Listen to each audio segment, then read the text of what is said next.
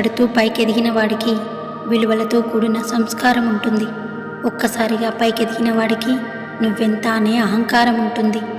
పుట్టుకతో వచ్చిన గుడ్డితనాన్ని కూడా నయం చేయొచ్చు, కానీ అహంకారంతో కళ్ళు మూసుకుపోయే వారిని ఎవ్వరూ బాగు చేయలేరు.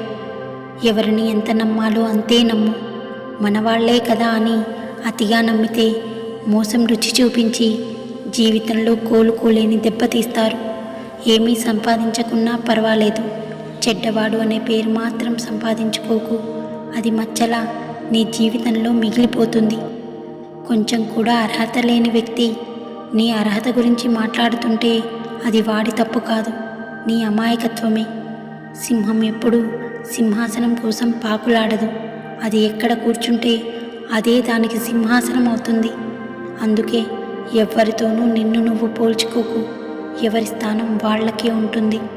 కొందరు మనుషులు అవసరమైనప్పుడు తేనెలా తీయగా మాట్లాడతారు, అవసరం తీరాక తేలులా కుట్టి మాట్లాడతారు. నిన్ను వద్దనుకున్న బంధాల ముందు జాలిగా నిలబడకు. నీ విలువ తెలియని మనుషుల కోసం పరితపించకు. నీ వ్యక్తిత్వాన్ని ఎప్పటికీ వదులుకోకు. ప్రేమతో చేరదీస్తే క్రూర మృగాలు కూడా ప్రేమను చూపిస్తాయి, కానీ కొన్ని బంధాలకి ఎంత ప్రేమను చూపించినా బాధనే మిగులుస్తాయి.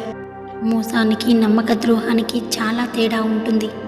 మోసం అందరూ చేస్తారు, కానీ నమ్మక ద్రోహం మాత్రం నువ్వు నమ్మిన వాళ్ళు మాత్రమే చేస్తారు. ఊసర వెళ్ళి ఆపదలో మాత్రమే రంగులు మారుస్తుంది, కానీ మనుషులు అవసరాన్ని బట్టి రంగులు మారుస్తారు. పచ్చనోటు ముందు పలుచనైపోతున్నాయి బంధాలు. ధనం ముందు గుడ్డిదైపోతుంది గుణం. ఆస్తుల ముందు ఆవిరైపోతున్నాయి ఆప్యాయతలు. అవసరం తీరిపోయాక నిన్ను వదిలి వెళ్ళే స్నేహితులు. సంపద ఉన్నప్పుడు మాత్రమే నీతో ఉండే బంధువులు. డబ్బులు ఉన్నప్పుడు మాత్రమే నీతో ప్రేమ నటించే బంధం. ఇలాంటి వాటితో జీవించే బదులు ఒంటరిగా బ్రతికేయడమే మేలు. నీ వెనుక నిలబడ్డ వారందరూ నీ వాళ్ళే అని గుడ్డిగా నమ్మకు. వారిలో ఎంతమంది నీ వీపుపై తన్ని ముందుకు వెళ్తారో తెలీదు. బాధ ఎంత గొప్పదో వస్తూనే మనకి సొంత వాళ్ళని గుర్తు చేస్తుంది. సంపద ఎంత చెడ్డదో వస్తూనే మనం సొంత వాళ్ళని కోల్పోయేలా చేస్తుంది. నిజమే కదా? మీరేమంటారు?